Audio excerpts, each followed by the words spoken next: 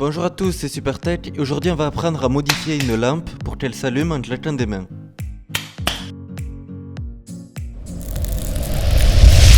Le module de détection rouge va nous envoyer une information à chaque fois que l'on va claquer des mains. Et en gros, à chaque claquement, l'Arduino va augmenter une variable et quand elle est égale à 2, elle agit sur le relais. Le relais, c'est comme un gros interrupteur que l'on va déclencher avec un signal que l'Arduino va envoyer.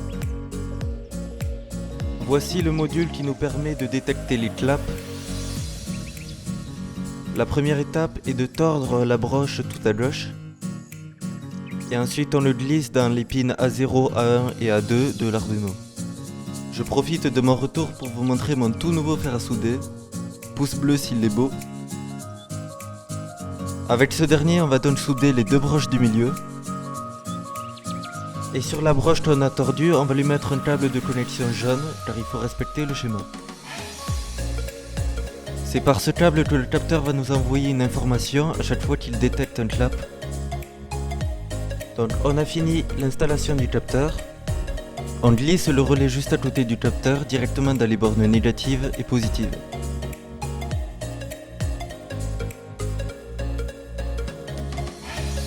La troisième broche qui sert à activer le relais, on va la relier à une de nos sorties.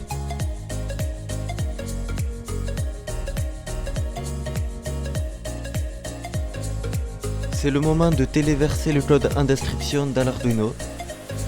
Et ensuite, on n'a plus qu'à brancher un chargeur de téléphone avec le câble qui va bien et on peut alimenter le système. On peut observer qu'à droite du capteur, la LED est éclairée, ça veut dire que le capteur détecte un signal audio. On va donc tourner la vis du potentiomètre pour baisser la sensibilité du capteur. Une fois que c'est calibré, on peut passer au test. On peut voir la LED du relais qui s'allume, donc c'est bon.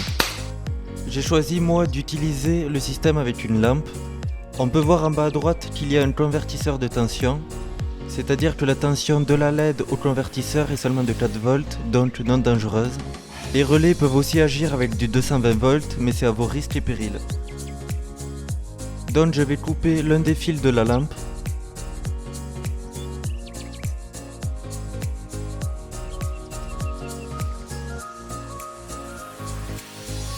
Ensuite on enlève la gaine avec une pince à dénuder. Je vous recommande un modèle comme la mienne car c'est très pratique et assez satisfaisant. Pour finir, on prend chaque fil et on les met dans le relais. Et à chaque fois que l'Arduino va lui envoyer un ordre, il va faire contact entre les deux fils.